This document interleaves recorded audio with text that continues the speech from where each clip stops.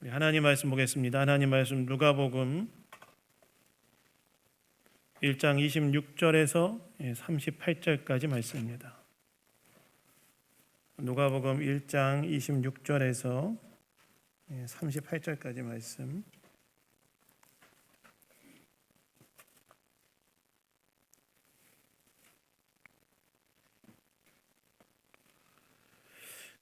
다 찾으셨으면 저와 교독하도록 하겠습니다. 여섯째 달에 천사 가브리엘이 하나님의 보내심을 받아 갈릴리 나사렛이란 동네에 가서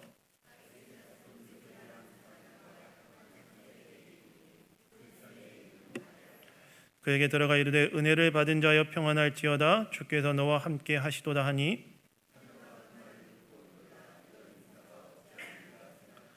천사가 이르되 마리아여 무소하지 말라 내가 하나님께 은혜를 입었느니라.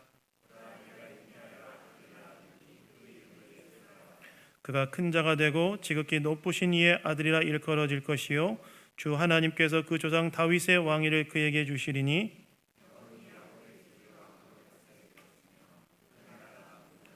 마리아가 천사에게 말하되 나는 남자를 알지 못하니 어찌 이 일이 있으리이까.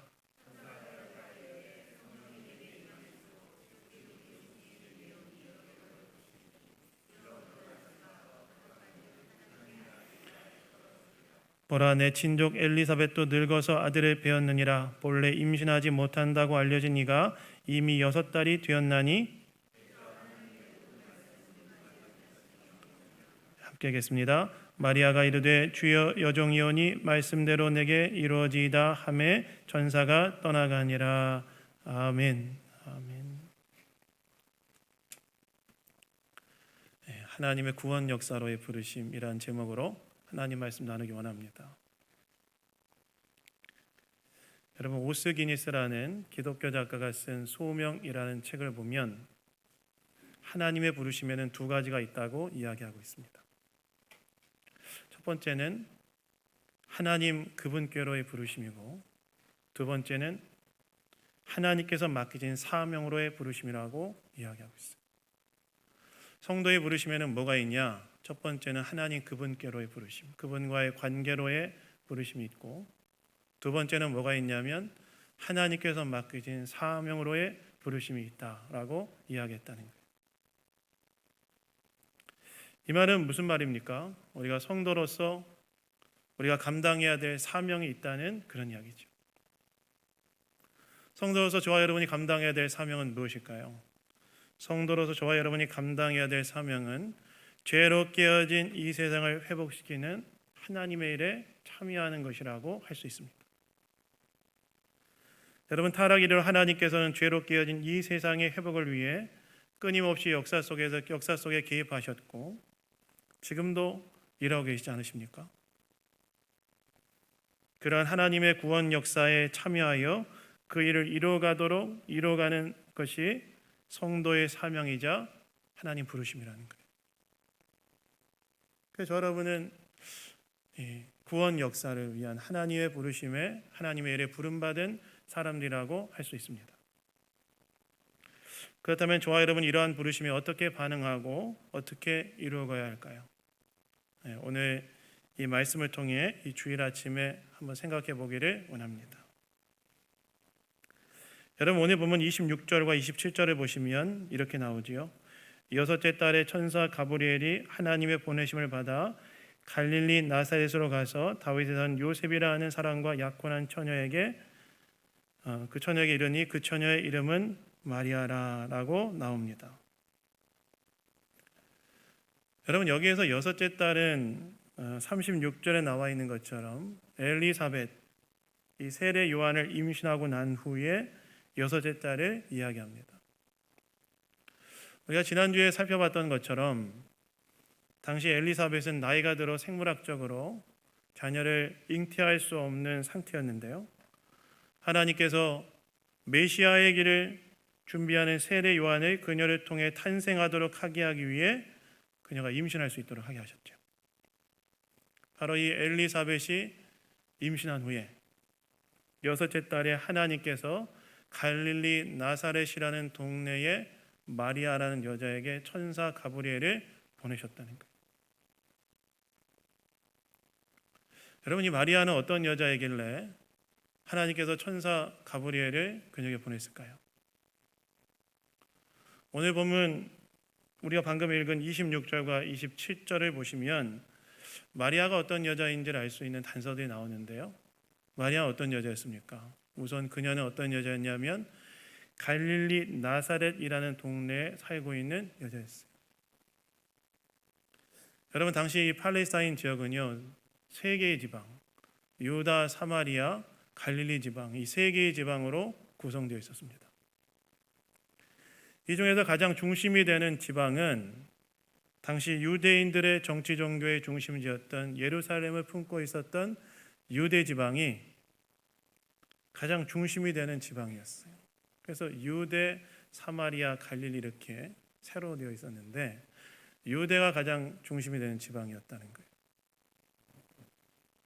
그리고 갈릴리 지방은 이 유대 지방에서 가장 멀리 떨어져 있는 지방이었습니다.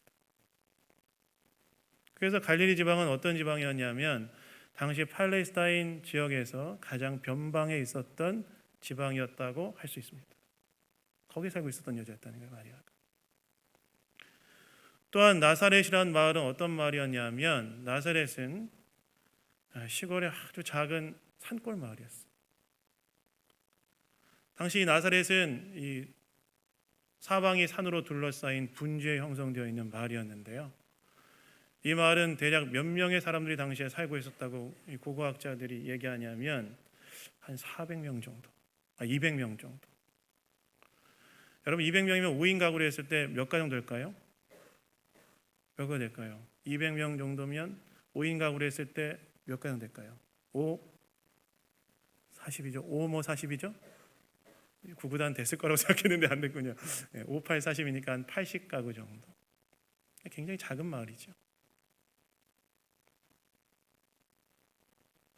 바로 그리고 실제로 이 나사렛은 팔레스타인 전역에서 봤을 때 별로 사람들에게 주목받지 못했던 그런 마을에 불과했습니다. 즉 마리아는 어떤 여자였냐면 이 팔레스타인 지역의 변방인 갈리 지방에 인구가 200명도 안 되는 작은 나사렛이라는 산골 마을에 살고 있었던 여자였다는 거예요. 지금으로 따지면 어느 정도 될까요? 수도권에서 멀리 떨어져 있는 한 산골 마을, 강원도 정선이나 영월쯤 될까요? 그런 데 살고 있는 여자였다는 거예요. 그리고 또 마리아는 어떤 여자였냐면 오늘 본문 27절을 보시면 약혼한 처녀라고 나와 있는데요. 이 말은 무슨 말이냐면 당시 마리아의 나이가 가브리엘의 방문을 받은 마리아의 나이가 대략 13살에서 14살이었을 것이라는 그런 의미입니다. 요즘 13살, 14살이면 오늘날로 따지면 몇 학년이죠? 초등학교 6학년에서 중학교 1학년. 우리 주원이가 이제 초등학교 5학년 올라가는데 그보다 한 살 더 많은 나이. 여러분, 당시 유대인들은 남자인 경우에는 17에서 18살 사이에 약혼을 했고 여자인 경우는 13살에서 14살 사이에 약혼을 해서 1년의 시간을 가진 후에 결혼하는 풍습이 있었습니다. 그러니까 마리아가 약혼한 여자였다는 말은 그녀가 지금 몇 살이었다는 거예요? 13살, 14살. 10대 초중반. 그리고 이것은 마리아가 정말 사회적으로 굉장히 낮고 비천한 지위에 있는 것을 의미했어요. 왜 그러냐면 당시 유대 사회에서 여자의 사회적 지위는 굉장히 낮았는데 그런 사회 속에서 산골 10대 소녀의 사회적 지위란 얼마나 낮았겠습니까? 지금 마리아는 10대 초중반의 사회적으로 참 낮고 비천한 어린 소녀가 바로 마리아였다는 거예요. 지금 마리아는 어떤 여자였는가? 마리아는 어떤 여자였냐면 팔레스타인의 변방의 작은 산골 마을에 살고 있던 낮고 비천한 10대 초반의 소녀였다는 거예요. 우리는 대개 오늘 본문의 마리아를 떠올리면 그녀가 믿음으로 반응하는 것을 보면서 대개 어떤 여자를 상정합니까? 20대, 적어도 20대 중후반의 비틈이 성숙한 여자를 우리가 상정하는데요. 아니었다는 거예요. 마리아는 시골 산골 마을에 살고 있었던 10대 초중반의 어린 소녀였다는 거예요. 근데 오늘 본문에 보시면 하나님께서 그런 마리아에게 누구를 보내셨다고 나와 있냐면 천사 가브리엘을 보내셨다는 거예요. 여러분, 구약 성경에서 천사 가브리엘의 방문을 받은 사람이 누가 있습니까? 우리가 지난 연말까지 우리가 봤던 다니엘서의 주인공 다니엘이죠. 하나님께서는 가브리엘을 다니엘에게 보내셔서 앞으로 중근동의 미래에 있을 역사에 대해서 예고해 주시고 알려주지 않습니까? 근데 그때로부터 수백 년의 시간이 지난 후에 하나님께서는 이 천사 가브리엘을 산골 마을에 살고 있던 10대 초중반의 어린 소녀에게 보내셨다는 거예요. 정말 낮고 비천한 어린 소녀에게 가브리엘을 보내셨다는 거예요. 여러분, 왜 하나님께서는 이렇게 변방에 내세울 것이 하나도 없는 어린 소녀에게 천사 가브리엘을 보내셨을까요? 왜 보내셨을까요? 그것은 저와 여러분이 잘 아는 것처럼 죄로 깨어진 이 세상을 근본적으로 역전시킬 예수 그리스도를 그녀를 통해 탄생하도록 하게 하기 위해, 즉 마리아를 예수님의 어머니로 삼기 위해 천사 가브리엘을 보내신 거예요. 이 말은 무슨 말이냐면 하나님께서 세상적으로 봤을 때 낮고 비천한 마리아를 하나님의 놀라운 구원 역사에 참여하도록 하게 하기 위해 천사 가브리엘을 보내셨다는 것입니다. 여러분, 사실 예수님은 어떤 분이십니까? 여러분, 예수님은 어떤 분이시죠? 예수님은 세상의 관점으로 봤을 때도 세상의 역사의 분기점으로 받아들이는 분이 예수님 아니십니까? 그래서 여러분, 세상에서도 일반적으로 세상의 역사를 구분하는 방법이 뭐죠? BC와 AD죠. BC는 무엇입니까? Before Christ, 예수님 탄생 전에, 예수님 전에, 그리스도 전에. AD는 아노 도미니, 주님의 해라는 라틴어인데요, 예수님 탄생 이후를 말하죠.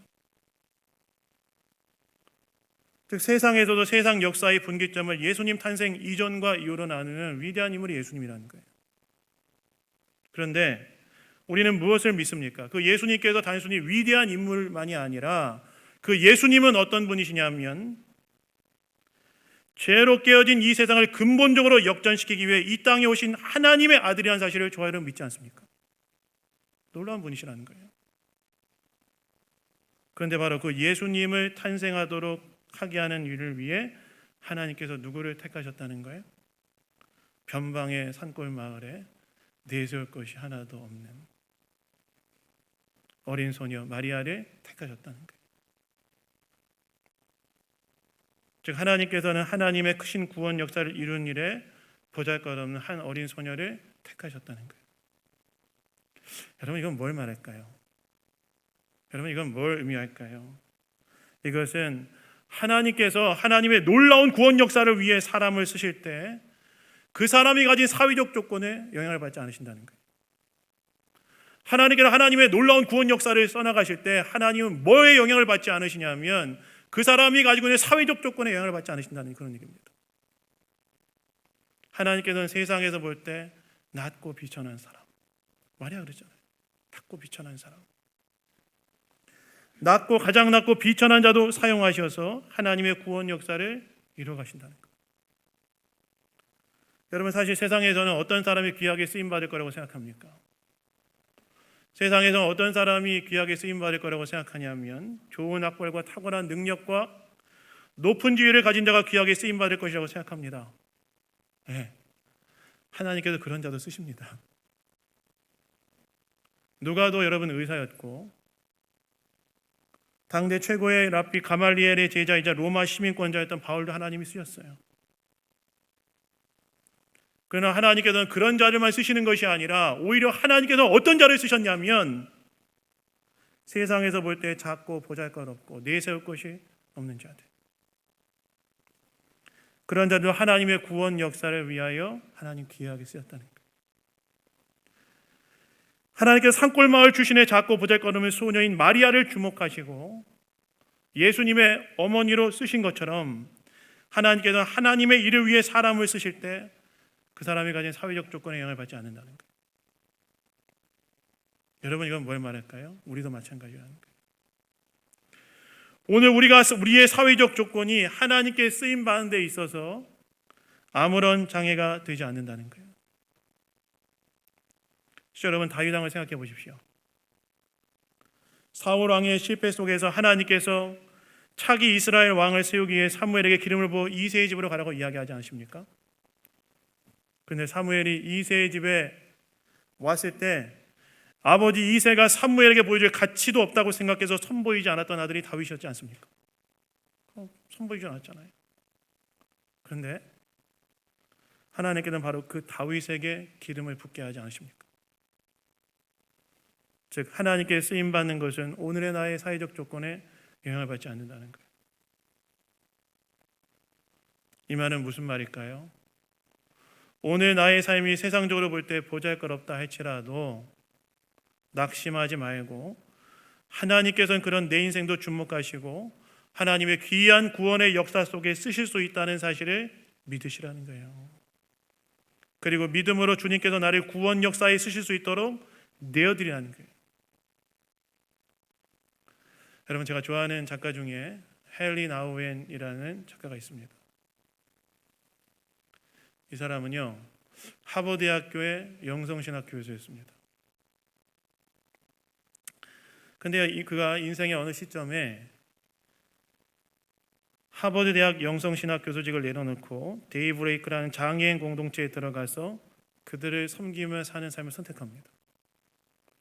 하버드 대학교 신학 교수라면 굉장히 높은 명예이자 지위지 않습니까? 근데 그가 인생의 어느 시점에 그걸 딱 내려놓고 데이브레이크라는 정신지체 장애인들 가지고 있는 사람들, 그들을 돌보는 일을 선택해요. 그래서 그가 이 데이브레이크로 들어가게 됐던 이 상황에 대해서 이제 책을 쓴 게 있는데, 아담이란 책인데요. 그가 이 데이브레이크에 들어가게 된 이유는 그 아담이라는 사람 때문이었어요. 이 아담이라는 사람은 어떤 사람이었냐면 이 데이브레이크에 거주하고 살고 있었던 누군가의 도움 없이는 몸 하나 움직일 수 없는 그런 지체 장애를 가지고 있는 사람이 아담이었어요. 헨리 나우엔은 종종 이 데이브레이크 공동체에 방문하여 아담이란 청년을 돌보고 그와 시간을 보냈는데, 그러면서 그는 그 아담을 통해서 뭘 얻게 되느냐? 세상이 줄 수 없는 위로를 그를 통해서 얻게 되고, 또한 자신의 존재 자체로 사랑하시는 하나님의 사랑을 그를 통해 발견하게 돼요. 그리고 자신이 그를 돌본다고 생각했지만 실제로는 그 아무것도 할 수 없는 그 아담이란 청년에 의해서 자신이 돌봄받고 있다는 사실을 깨닫게 돼요. 그걸 깨닫게 돼요. 그러면서 그는 하버드 대학교 영성신학 교수직을 딱 내려놓고 그의 남은 인생을 데이브레이크 공동체에 들어가 그들과 함께 더불어 살기로 결단합니다. 다시 말해서 스스로의 힘으로는 아무것도 하지 못한 한 청년이 하버드 대학의 교수나 어찌 보면 최고의 명예를 가진 한 사람을 하여금 그것을 내려놓고 인생을 바꾸는 하나님의 일에 쓰임받았다는 거예요. 마찬가지라는 거예요. 내가 아무리 세상적으로 봤을 때 작고 보잘것없다 할지라도 하나님께서는 그런 내 인생을 주목하시고 하나님의 놀라운 일을 위해 쓰실 수 있다는 거예요. 그래서 믿으시라는 거예요. 뿐만 아니라 지금 내가 주님을 위해 쓰임받고 있다고 한다면 사실 누구도 주목하지 않았던 나를 주님이 주목하셔서 부르셔서 쓰신다는 사실을 기억하고 감사하시라는 거예요. 여러분, 저 여러분의 10대의 삶은 어땠습니까? 여러분 13살, 14살에 어떻게 살았습니까? 여러분 다들 시골 출신 아니세요? 마리아처럼? 어디 출신이세요? 제가 알기로는 대부분 시골 출신이 많으세요. 옥천, 영동, 공주, 조치원. 여러분 13살, 14살 때 뭐 하셨습니까? 저는요, 제 생각을 보니까 저는 제 13살, 14살을 생각해 보니까 봄에는 들판을 전 고향이 시골이거든요. 봄에는 들판을 뛰어다니면서 메뚜기하고 방앗개비 잡았고, 여름에는 뒷산에 올라가서 사슴벌레 잡았고. 여러분 다 안 그러셨어요? 여러분 다 열심히 공부하셨나요? 가을에는 가을에는 밤 따고 감 따러 다녔고, 겨울에는 사촌형들이 만들어준 썰매를 가지고 꽁꽁 얼었던 논두렁을 썰매를 타고 다녔어요. 다 그러고 살지 않으셨습니까?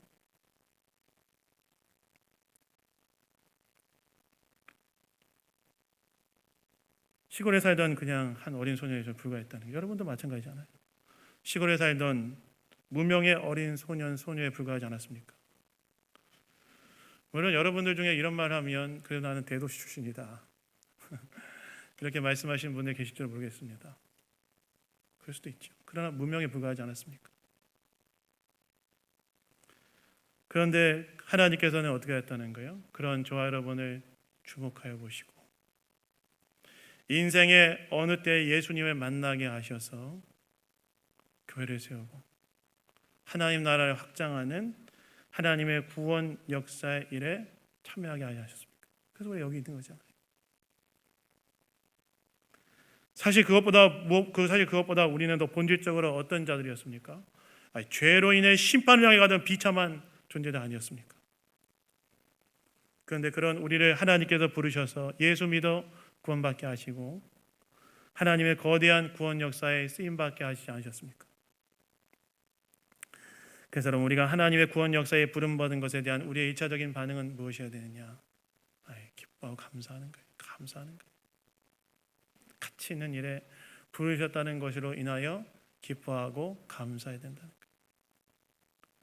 실제로 오늘 본문에서도 마리아를 방문한 천사가 그녀에게 한 첫 번째 말은 무엇이었냐면 은혜를 받은 자여 평안할지어다, 주께서 너와 함께 하시도다, 이렇게 이야기하는데, 여기서 평안할지어다는 헬라 원문을 보면 기뻐해라 이런 뜻이었어요. 즉 천사가 마리아에게 하나님의 구원 역사에 부름받은 것에 대해서 기뻐하라라고 이야기했다는 거예요. 그래서 여러분, 나와 같은 보잘것없는 자를 하나님의 구원 역사로 불러주시고 그 일에 쓰임받게 하신 것에 대해 무엇보다 감사하시고 기뻐하시는 저 여러분 다 되기를 예수님 이름으로 축원합니다. 그런데 여러분, 이렇게 하나님의 구원 역사로 부름받은 우리에게 중요한 것이 있어요. 그 뭘까요?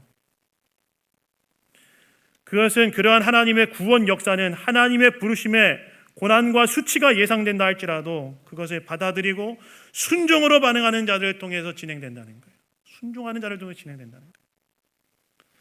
여러분, 오늘 보면 34절에 보시면 아들을 낳을 것이라는 천사의 말에 마리아가 자신이 남자를 알지 못하는데 어떻게 잉태하냐라고 묻는 장면이 나오지요. 그리고 35절부터 37절까지 가브리엘이 네가 남자를 알지 못하지만 성령의 능력으로 잉태될 것이라고 이야기합니다. 그리고 이 이야기를 듣고 난 후 마리아의 반응이 38절에 나오는데 38절에 뭐라고 이야기합니까? 우리 38절은 다 같이 한번 읽어보도록 하겠습니다. 우리 읽겠습니다. 시작. 마리아가 이르되 주의 여종이오니 말씀대로 내게 이루어지이다 하매 천사가 떠나가니라. 마리아가 무엇이라고 말했다는 거예요? 주의 여종이오니 말씀대로 내게 이루어지이다. 이거는 성령으로 잉태되어 메시아를 낳는 것이 하나님의 뜻이라면 그것이 내 인생 가운데 성취되기를 원합니다라는 그런 고백이었어요. 즉 그것이 하나님의 뜻이라면 순종하겠다, 이런 고백이었다는 거예요. 근데 여러분, 한번 생각해 보십시오. 만일 정말 이 일이 마리아에게 성취된다고 했을 때 마리아는 무엇을 각오해야 됐을까요? 하나님의 뜻대로 마리아가 지금 잉태하여 아들을 낳게 된다면 마리아는 무엇을 각오해야 됐을까요? 마리아는 무엇을 겪어야 했을까요? 첫 번째는 뭘 했을까요? 요셉에게 파혼당했겠죠. 그렇지 않습니까? 당시 야곱은 매우 구속력 있는 언약이었기 때문에 정절을 벌였다고 해서 요셉에게 파혼당할 위기를 겪어야 했겠죠. 뿐만 아니라 정말 이 일이 마리아에게 임했을 때 마리아는 또 뭘 각오해야 되냐면 약혼한 자가 아들을 낳았다며 평생 사람들에게 손가락질 당하는 사회적 수치를 각오해야 했을 거예요. 그리고 또한 아버지로부터 집안의 수치라며 집에서 내쫓김을 당할 수도 있었을 거예요. 그런데 그럼에도 불구하고 그녀는 어떻게 합니까? 이러한 고통과 수치를 각오하고서라도 이것이 하나님의 뜻이라면 순종하겠다. 하나님께 순종하겠다. 이것이 정말 하나님의 뜻이라면 내가 이 뜻에 순종하겠습니다. 주님의 뜻이 내 인생 가운데 성취되기를 원합니다. 라고 이야기했다는 거예요. 그리고 그녀의 이러한 순종이 바로 하나님의 구원 역사를 한 단계 진전시키는 일에 하나님 쓰시지요. 여러분, 이 말은 어떤 말일까요? 이 말은 어떤 말이냐면 하나님의 구원 역사는 때로 고난이 예상된다 할지라도 그것이 주님의 뜻이라고 한다면 이것을 받아들이고 희생하고 순종하는 자들을 통해 이루어진다는 거예요. 그럼 뭘 말하냐? 하나님의 구원 역사는 이것이 하나님의 뜻이라면 희생한다 할지라도 순종으로 받아들이는 자를 통해서 그 역사가 진전된다는 거예요. 그래서 여러분, 저와 여러분이 하나님의 구원 역사로 부름받은 자들로서 한 가지 각오할 것이 있습니다. 무엇을 각오해야 될까요? 주님의 곁에서 쓰시겠다고 한다면 그것이 때로 나의 삶의 희생을 요구한다 할지라도 순종하겠다, 이 마음을 가지고 있어야 된다. 그것이 정말 주님의 뜻이라고 한다면 그것이 나의 삶의 희생을 요구한다 할지라도 나는 순종하겠다. 나는 그런 각오가 있어야 된다. 특별히 여러분, 주님의 구원 역사는 무엇을 통해 이루어집니까? 미국의 유명한 저명한 교회학자였던 하워드 스나이더가 주님의 구원 역사는 무엇을 통해 이루어지냐면 교회를 통해 이루어지죠. 그래서 미국의 저명한 교회학자인 하워드 스나이더는 교회를 뭐라고 이야기했습니까? 하나님 나라의 대행자다. 하나님께서는 교회를 통하여 하나님의 구원 역사를 이루어 가신다는 거예요. 이 말은 무슨 말이냐면 주님의 몸된 교회를 세운 일에 주님께서 쓰시겠다고 하신 때가 온다면 나의 희생을 각오하고서라도 드릴 준비가 되어 있어야 된다는 거예요. 그런 자들을 통하여 하나님의 구원 역사 하나님 이루어 가신다는 거예요. 지난주에 서리집사 직분자 훈련했습니다. 2시간 했어요. 1시간 동안은 뭐 했냐? 3나눔 했습니다. 어떻게 여러 가지 얘기를 막 했어요. 신나게 얘기하시더라고요. 두 번째 시간은 제가 짧게 강의했습니다.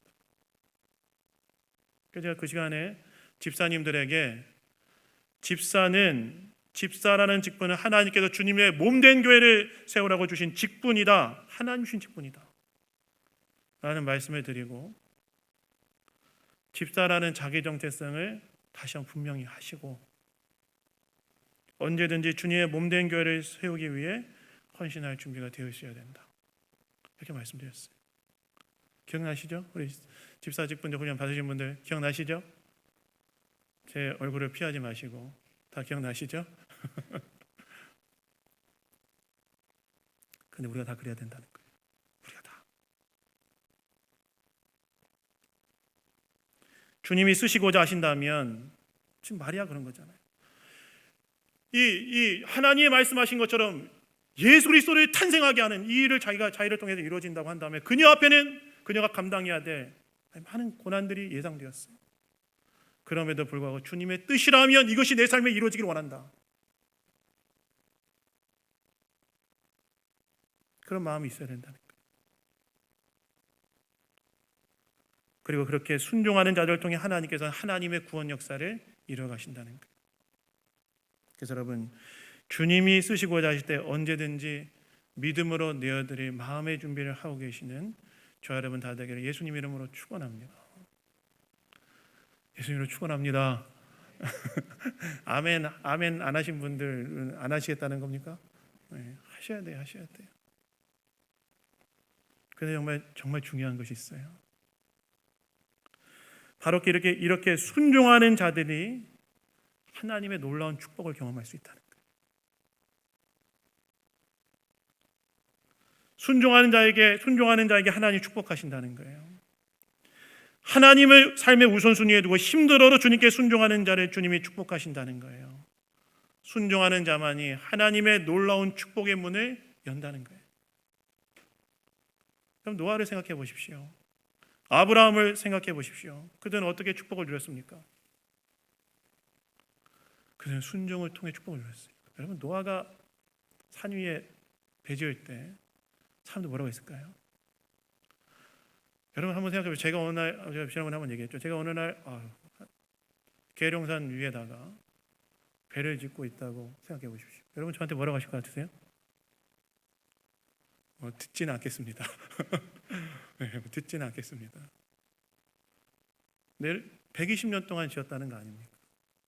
근데 결국에는 그로 인해 구원받은 자가 누구였습니까?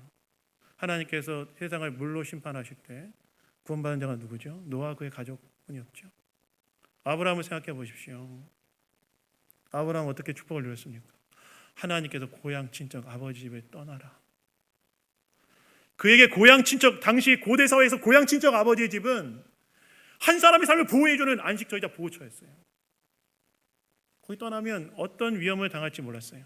근데 믿음으로 떠났을 때 하나님께서는 그의 놀라운 세상을 열방을 향한 하나님의 축복의 통로로 세우지 않으십니까? 축복은 순종의 문을 통해 한다는 거예요.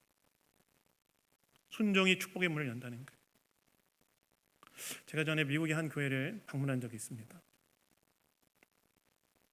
근데 거기 성도님들에게 돌고 있는 재미난 간증이 많이 그 얘기를 제가 거기 성도님들 굉장히 많이 만났는데 성도님들 만날 때마다 하는 간증, 재미있는 간증이 한 가지가 있었어요. 여러분 미국은 영주권 얻기가 상당히 까다로운 나라더라고요. 이제 가서 보니까. 근데 그분들이 다 무슨 얘기 하냐면 이런 얘기 하시더라고요. 교회 사역에 헌신하면 영주권을 받는다. 제가 처음에 그 얘기를 딱 듣는 순간 어떤 생각이 들었냐면 무슨 말도 안 되는 이야기를 하고 있어. 딱 들었어요. 근데 제가 생각해 볼수록 맞는 부분이 있어요. 왠지 아세요? 예수님 뭐라고 말씀하셨죠? 먼저 그 나라 의를 구하면 이 모든 걸 도와주시고. 성도님들이 제가 거기에 있는 여러 소그룹들을 방문했는데 다 그 얘기하는 거예요. 다 그 얘기하는 거예요. 그래서 처음에는 무슨 말도 안 되는 얘기를 속으로 했는데 생각해 볼수록 맞아요. 주님의 일에 먼저 우리의 삶을 드릴 때 그 다음에 하나님 우리의 삶을 채우는 것을 우리는 경험한다는 거예요. 그래서 여러분 축복의 문을 여는 것은 순종에 있다는 사실을 기억하십시오.